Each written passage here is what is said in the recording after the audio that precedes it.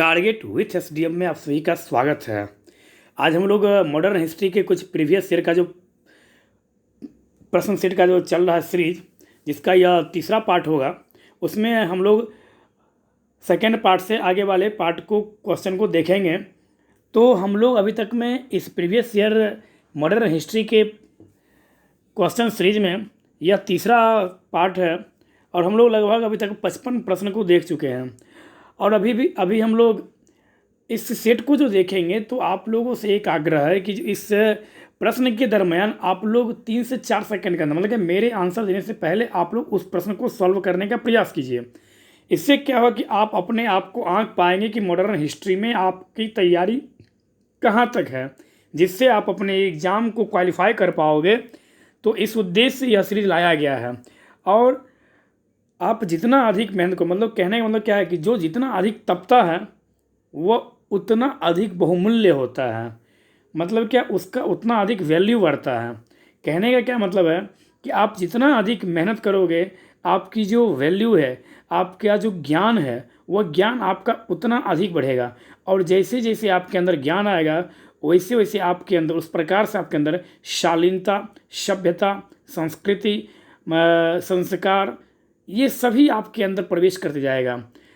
और किसी भी मानव के लिए, चाहे वो कोई भी हो, किसी भी मानव के लिए सबसे बड़ा यदि कोई आभूषण है तो वह है उसकी विनम्रता, उसकी शालीनता, उसका अनुशासन, बड़ों के प्रति उसका रिस्पेक्ट, छोटों के प्रति उसका प्यार।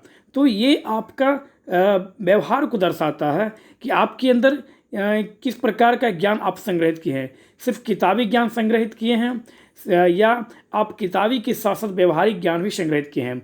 तो अच्छा व्यक्ति वो होता है जो किताबी ज्ञान के साथ साथ व्यवहारिक ज्ञान भी जिसके पास हो। तो चलते हैं आज हम लोग अपने प्रश्नों की ओर, देखते हैं पहला प्रश्न आज क्या है। पहला प्रश्न है आज का, रॉलेट एक्ट किस गवर्नर जनरल के समय में पास हुआ था? तो रॉलेट एक्ट लॉर्ड चेम्सफोर्ड के समय में पास हुआ था। आप यह भी याद रखें क्योंकि रॉलेट एक्ट आया कब था, तो 1919 में पारित हुआ था। और लॉर्ड चेम्सफोर्ड का जो शासनकाल है वह 1916 से लेकर 1921 तक लॉर्ड चेम्सफोर्ड का शासनकाल है। और इसी के शासनकाल में आपको पता होगा 1 अगस्त 1920 को महात्मा गांधी जी के द्वारा असहयोग आंदोलन प्रारंभ किया गया। और इस आंदोलन के दरमियान यह घोषणा किया गया गांधी जी के द्वारा कि 1 वर्ष के भीतर हम क्या करेंगे, स्वराज प्राप्त कर लें। मतलब क्या, स्वराज प्राप्ति का जो लक्ष्य है वह गांधी जी के द्वारा कितने दिनों के लिए रखा गया, तो उनके द्वारा बोला गया कि 1 वर्ष के अंदर स्वराज की प्राप्ति हो जाएगी।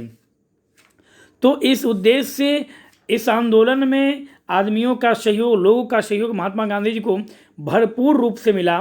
लेकिन एक समय ऐसा आया जिस समय के बाद इस आंदोलन से आदमियों का जो मूवमेंट, आदमियों का जो मुँह है वह भंग होता चला गया। और इसी दरमियान हमारे युवा जो क्रांतिकारी रहते हैं उनके द्वारा चौरी चौरा कांड की घटना करी जाती है 5 फरवरी 1922 को।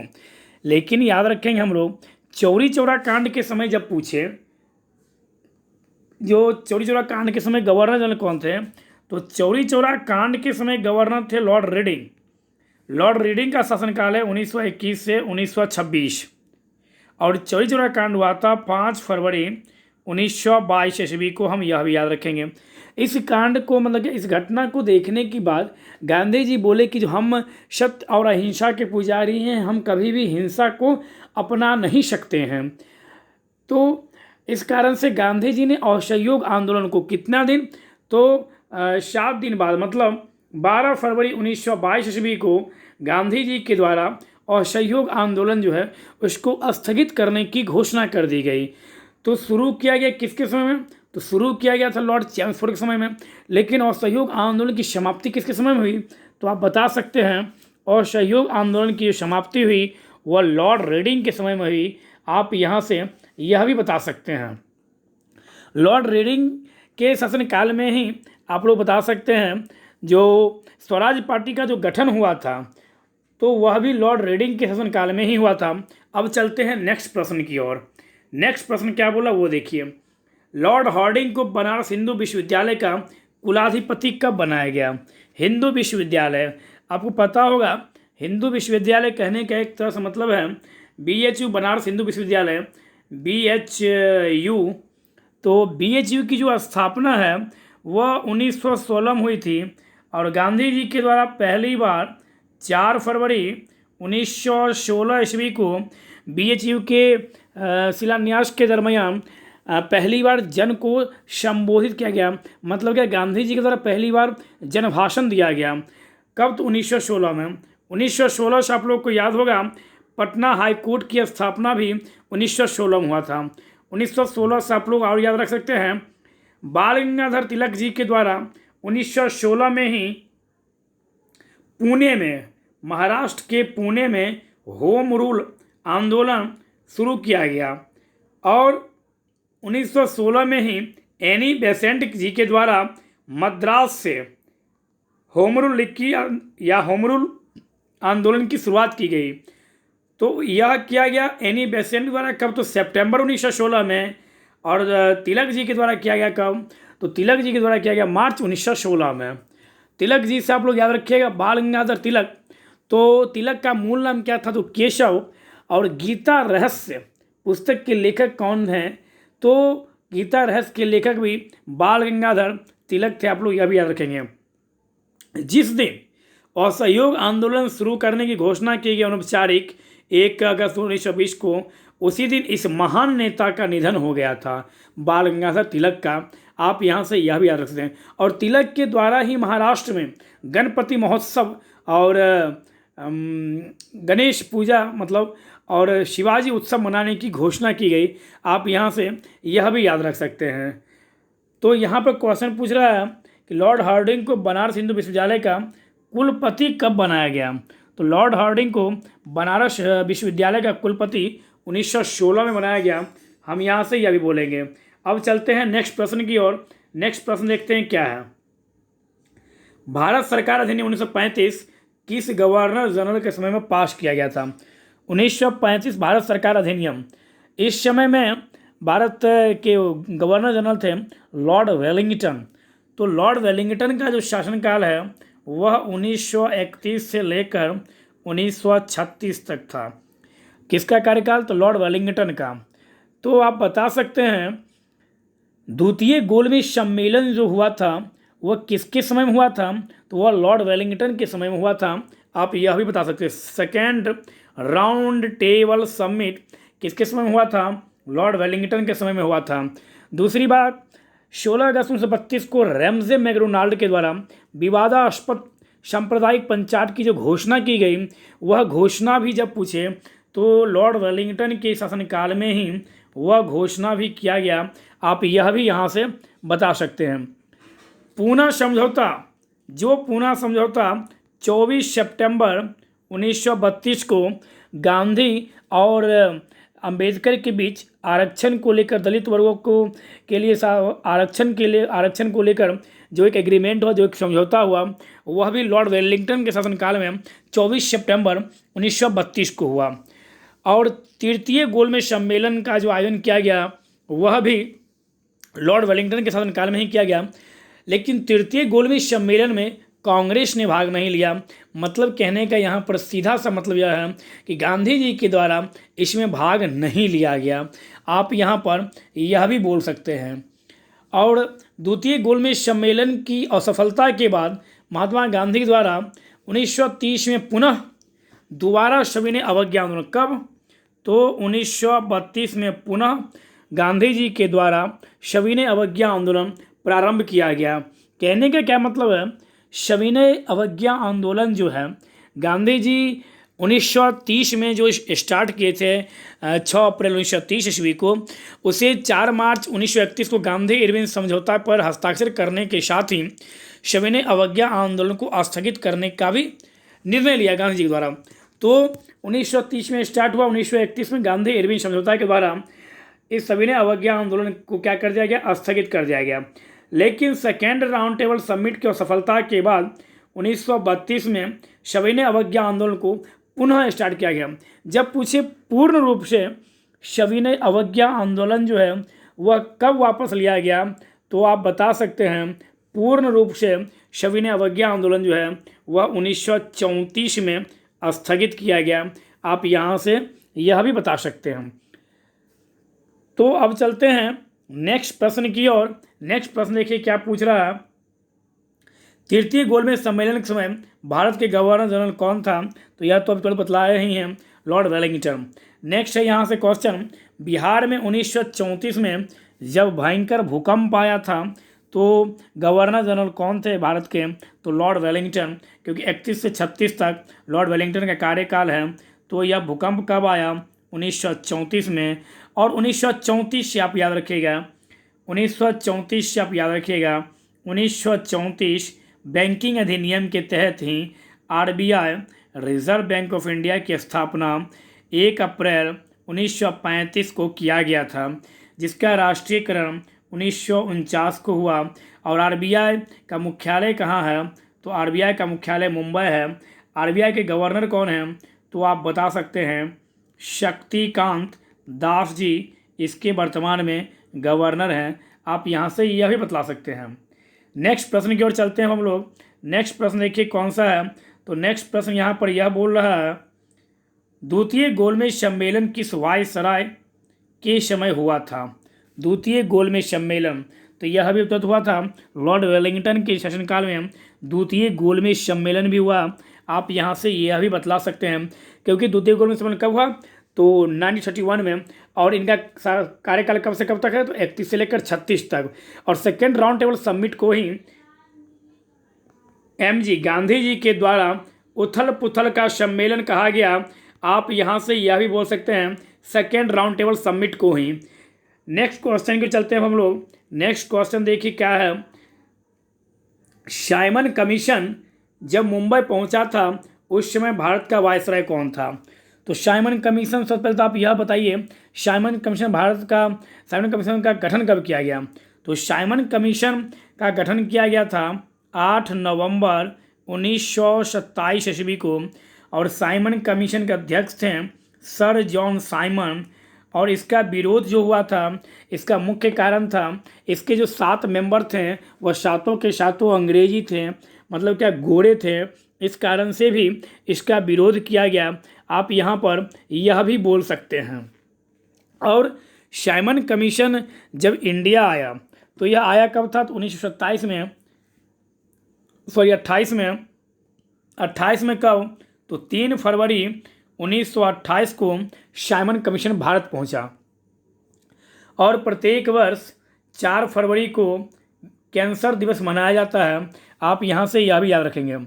तो यहाँ से प्रश्न पूछ रहा है कौन था, तो हम लोग बोल सकते हैं इरविन, लॉर्ड इरविन इस समय भारत के गवर्नर जनरल थे। और क्योंकि लॉर्ड इरविन का शासनकाल था वह 1926 से लेकर 1931 तक था। आप यहाँ पर यह भी बोल सकते हैं। और साइमन कमीशन के विरोध के कारण ही लाला लाजपत राय की मृत्यु हुई थी। मतलब क्या, लाहौर में जब साइमन कमीशन भारत आया था उस समय लाला लाजपत राय कहाँ थे, तो लाला लाजपत राय आप बता सकते हैं लाहौर में थे। लाहौर वही लाहौर जो रावी नदी के तट पर स्थित है। और 1929 कांग्रेस अधिवेशन में पंडित जवाहरलाल नेहरू की अध्यक्षता में जो लाहौर में अधिवेशन हुआ था, इसी अधिवेशन में पहली बार पूर्ण स्वराज की मांग की गई थी। आप यहाँ पर से यह भी याद रख सकते, कौन सी मांग, पूर्ण स्वराज की मांग 1929 लाहौर अधिवेशन से।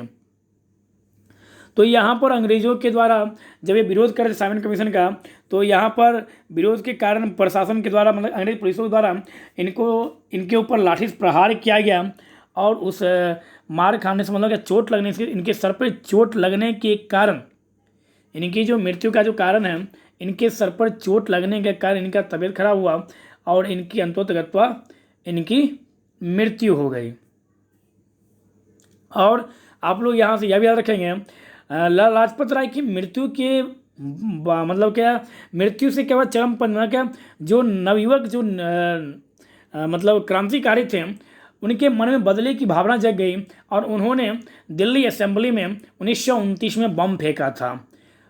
और इसी समय 1929 में ही लाहौर जेल में जतीन दास ने भूख हड़ताल शुरू कर दी। और भूख हड़ताल के 64वें दिन 13 सितंबर लगभग डेट यही होना चाहिए, 13 सितंबर 1929 को उनकी मृत्यु हो गई। किनकी मृत्यु हो गई? तो 13 सितंबर 1929 को जतीन दास की मृत्यु हो गई। कितने दिन? तो 64वें दिन भूख हड़ताल के कारण इनकी मृत्यु हो गई। आप यहाँ से यह भी याद रख सकते हैं। और सविनय अवज्ञा आंदोलन जो शुरू हुआ था 5 तारीख को, तो वह भी आप लोग याद रख सकते हैं। तो यह कब? तो यह भी शुरू हुआ था लॉर्ड इरविन के शासनकाल में, आप बता सकते हैं। तो इस तरह से हम लोग इसका आंसर देखिए लॉर्ड इरविन। नेक्स्ट प्रश्न की ओर चलते हैं हम लोग। नेक्स्ट प्रश्न है, गांधी जी ने दोबारा सविनय अवज्ञा आंदोलन कब प्रारंभ किया? तो अभी तुरंत बतलाए थे हम 1932 में। नेक्स्ट प्रश्न की ओर चलते हैं। नेक्स्ट प्रश्न है, स्वराज पार्टी की स्थापना के समय भारत का वायसराय कौन था? तो स्वराज पार्टी की स्थापना कब हुई? 1923 में। कांग्रेस के गया अधिवेशन 1922 CR दास जिसकी अध्यक्षता की थे। इस गया अधिवेशन के बाद स्वराज पार्टी की स्थापना हुई थी 1923 ईस्वी में।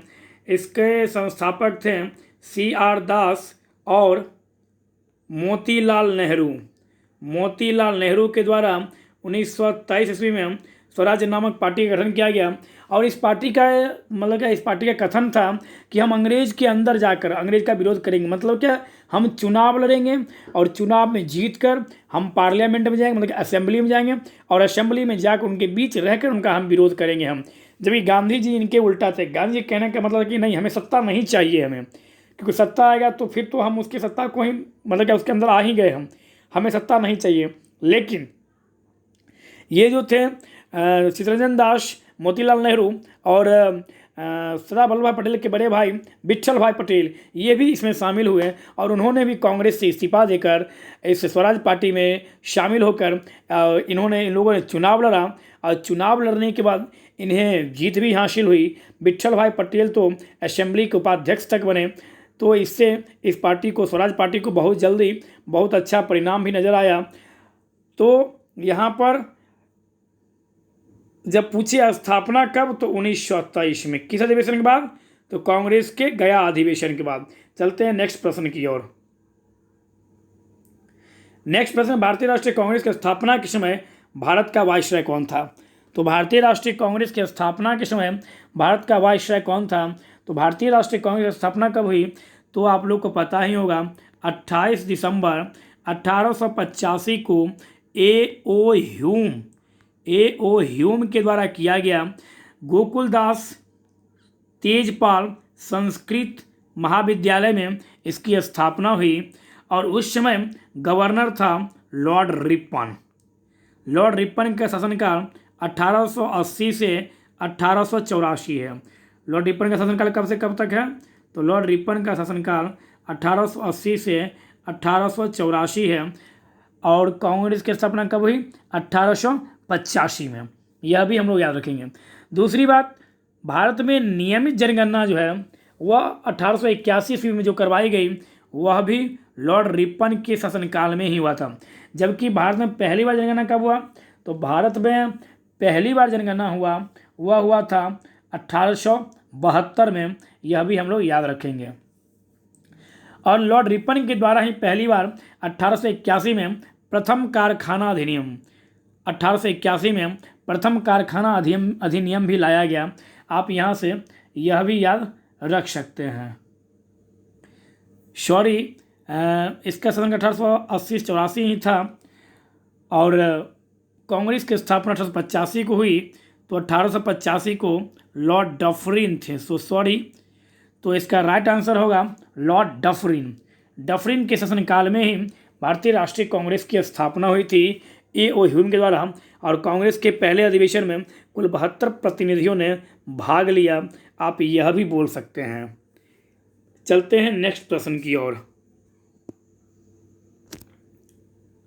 पंजाब का प्रसिद्ध कूका आंदोलन किस वायसराय के समय हुआ था?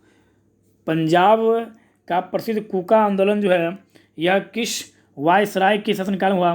तो लॉर्ड नॉर्थब्रुक 1872 से 1876। लॉर्ड नॉर्थब्रुक का शासनकाल 1872 से 1876 में यह हुआ था। नेक्स्ट, व्यक्तिगत सिद्धांत को किसने समाप्त किया था? तो व्यक्तिगत सिद्धांत को समाप्त करने वाले गवर्नर थे लॉर्ड कैनिंग। लॉर्ड कैनिंग का शासनकाल 1856 से 1862 था। और लॉर्ड कैनिंग के शासनकाल की सबसे महत्वपूर्ण विशेषता, सबसे प्रमुख बातें जो है वह है 1857 की क्रांति जो लॉर्ड कैनिंग के समय में हुआ था। आप यहाँ पर यह भी याद रखेंगे। नेक्स्ट प्रश्न को देखते हैं हम लोग। मुगल सम्राट के पद को किस अधिनियम के तहत समाप्त कर दिया गया? मुगल सम्राट का जो पद था वह किस अधिनियम के तहत समाप्त कर दिया गया? तो भारत शासन अधिनियम 1858 के तहत। किस अधिनियम के तहत? तो भारत शासन अधिनियम 1858 से। नेक्स्ट, व्यक्तिगत सिद्धांत किसके द्वारा शुरू किया गया? तो व्यक्तिगत सिद्धांत जो है यह लॉर्ड डलहौजी के द्वारा शुरू किया गया। किसके द्वारा शुरू किया गया? तो व्यक्तिगत सिद्धांत लॉर्ड डलहौजी के द्वारा शुरू किया गया। और भारत में पहली बार ट्रेन जो है वह भी लॉर्ड डलहौजी के द्वारा ही चलाया गया था। डॉक्ट्रिन ऑफ लैप्स को अपनाने वाला पहला राज्य कौन था? तो सतारा। आप याद रखेंगे 1848 में पहला राज्य था डॉक्ट्रिन ऑफ लैप्स को अपनाने वाला सतारा। शिक्षा संबंधी सुधारों में डलहौजी ने 1854 ईस्वी में वुड डिस्पैच को लागू किया। 1854 किसको लागू किया? वुड डिस्पैच को, जो बहुत पूछा था आपसे। वुड डिस्पैच का संबंध किससे? तो शिक्षा से है। और किस गवर्नर? तो लॉर्ड डलहौजी के द्वारा। तोप खाने का जो मुख्यालय था वह कलकत्ता से मेरठ स्थानांतरित किया और सेना का मुख्यालय शिमला में स्थापित किया लॉर्ड डलहौजी। लोक सेवा विभाग की स्थापना, स्वतंत्र विभाग के रूप में एक लोक सेवा विभाग की स्थापना लॉर्ड डलहौजी के शासनकाल में किया गया। और लॉर्ड डलहौजी ने अपनी ग्रीष्मकालीन राजधानी किसको बनाया? तो लॉर्ड डलहौजी के द्वारा अपनी ग्रीष्मकालीन राजधानी जो है वह शिमला को बनाया गया। आप यहाँ से यह भी याद रख सकते हैं। अब चलते हैं नेक्स्ट प्रश्न की ओर। नेक्स्ट प्रश्न है, शिमला को ग्रीष्मकालीन राजधानी किस गवर्नर ने बनाया? तो आप बता सकते हैं डलहौजी जो है वह शिमला को अपनी ग्रीष्मकालीन राजधानी बनाया। नेक्स्ट प्रश्न की ओर चलते हैं। नेक्स्ट प्रश्न है, काश्तकारी अधिनियम कब लागू किया गया? नेक्स्ट प्रश्न क्या है? तो काश्तकारी अधिनियम जो है वह कब लागू किया गया? तो काश्तकारी अधिनियम 1822 ईस्वी में लागू किया गया। आप यहाँ से यह भी याद रख सकते हैं 1822 में। काश्तकारी अधिनियम को ही हम लोग, आप लोग को पता होगा, टेनेंसी एक्ट भी कहते हैं। कौन सा? तो टेनेंसी एक्ट भी काश्तकारी अधिनियम को ही कहता है। और सगौली की संधि जो है वह भी इसी, मतलब क्या, लॉर्ड हेस्टिंग्स के समय में, लॉर्ड हेस्टिंग्स का शासनकाल 1813 से 1827। और टेनेंसी एक्ट जो है वह लॉर्ड हेस्टिंग्स के शासनकाल में ही लागू किया गया। हम यहाँ से यह भी याद रखेंगे। नेक्स्ट क्वेश्चन जो और चलते हैं, बंगाल का शेर स्वयं को किस गवर्नर जनरल ने कहा था? तो बंगाल का शेर स्वयं को किस गवर्नर ने कहा था? तो लॉर्ड वेलेस्ली ने बंगाल का शेर स्वयं को कहा था। लॉर्ड वेलेस्ली का शासनकाल है 1798 से 1805। हम यहाँ पर यह भी याद रख सकते हैं।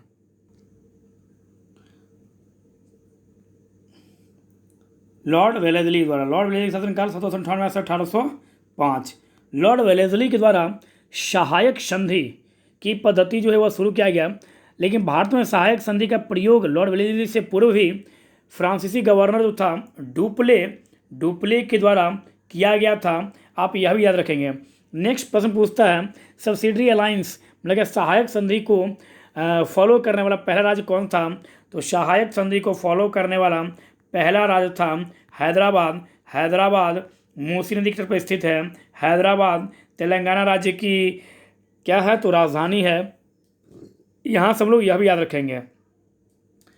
नेक्स्ट प्रश्न की ओर चलते हैं। अब नेक्स्ट प्रश्न है, नागरिक सेवा का जनक किसे कहा जाता है? तो नागरिक सेवा का जनक लॉर्ड कॉर्नवालिस को कहा जाता है। हम यहाँ से यह भी याद रखें, किसे कहा जाता है? तो लॉर्ड कॉर्नवालिस को नागरिक सेवा का जनक कहा था। नेक्स्ट क्वेश्चन है, चतुर्थ आंग्ल मैसूर युद्ध कब हुआ था? तो चतुर्थ आंग्ल मैसूर युद्ध 1799 ईस्वी में हुआ था। आप यहाँ से यह भी बता सकते हैं चतुर्थ आंग्ल मैसूर युद्ध 1799 ईस्वी में हुआ था। तो 1799 में कौन था गवर्नर? तो 1799 में गवर्नर था लॉर्ड वेलेस्ली। मतलब क्या, लॉर्ड वेलेस्ली के समय में ही टीपू सुल्तान ने चतुर्थ आंग्ल मैसूर युद्ध में भाग लिया था। और चतुर्थ आंग्ल मैसूर युद्ध में ही टीपू सुल्तान जो है वह मारा गया था, आप यहाँ से यह भी बतला सकते हैं। और लॉर्ड कॉर्नवालिस की मृत्यु कब हुई, तो 1805 ईस्वी में लॉर्ड कॉर्नवालिस की मृत्यु हो गई, आप यह भी बता सकते हैं। नेक्स्ट प्रश्न की ओर चलते हैं। नेक्स्ट प्रश्न, द्वितीय आंग्ल मैसूर युद्ध किस संधि के तहत समाप्त हुआ, तो द्वितीय आंग्ल मैसूर युद्ध यह मंगलौर की संधि के तहत समाप्त हुआ, आप यह भी याद रख सकते हैं। मंगलौर की संधि के तहत यह द्वितीय आंग्ल मैसूर युद्ध समाप्त हुआ। अब चलते हैं नेक्स्ट प्रश्न की ओर। चतुर्थ आंग्ल मैसूर युद्ध के समय गवर्नर जनरल कौन था, तो हो ही गया। चतुर्थ आंग्ल मैसूर युद्ध कब हुआ था, 1799 ईस्वी में। तो चतुर्थ आंग्ल मैसूर युद्ध के समय लॉर्ड वेलेस्ली भारत के गवर्नर जनरल थे। नेक्स्ट क्वेश्चन है, द्वितीय आंग्ल मैसूर युद्ध के समय गवर्नर जनरल कौन था, तो द्वितीय आंग्ल मैसूर युद्ध के समय गवर्नर जनरल कौन था, तो हम बता सकते हैं कॉर्नवालिस द्वितीय आंग्ल मैसूर युद्ध के समय भारत का गवर्नर जनरल था। नेक्स्ट क्वेश्चन है, हैदर अली मैसूर का शासक कब बना, तो हैदर अली मैसूर का शासक 1761 ईस्वी में बना था, आप यहाँ से यह भी याद रख सकते हैं। तो यह जो क्वेश्चन का जो सीरीज चल रहा है, आप लोग अपने प्रैक्टिस में देखिएगा, मॉडर्न हिस्ट्री से यही सब प्रश्न आपसे बार बार रिपीटेड क्वेश्चन ही पूछा जाता है, तो उसी क्वेश्चन को लेकर आए हैं। या जो क्वेश्चन सीरीज है किसी एक एग्जाम के लिए नहीं है, NTPC, group D, BPSC, UPPCS, सभी एग्जामों में यह सारा क्वेश्चन आपको कभी ना कभी मिला होगा, या नहीं तो यदि आप सही ढंग से प्रैक्टिस बनाते हैं तो यह सब क्वेश्चन आपको मिलेगा, या आने वाले टेस्ट में आपको मिलेगा। तो हमारे बताने से पहले आंसर आप लोग इसको बनाइए और देखिए कि आप लोगों से कहाँ तक बन रहा है। इस प्रकार से आप लोग पढ़िए, खूब मज़े से रहिए, स्वस्थ रहिए, मस्त रहिए, बड़ों का सम्मान कीजिए और छोटों को प्यार दीजिए, यही मानवता का सबसे अच्छा परिचय है। यदि कभी समय मिले तो फ्री में 1-2 बच्चों को पढ़ा दिया कीजिए, वो कोई व्यर्थ नहीं जाएगा आपका। धन्यवाद।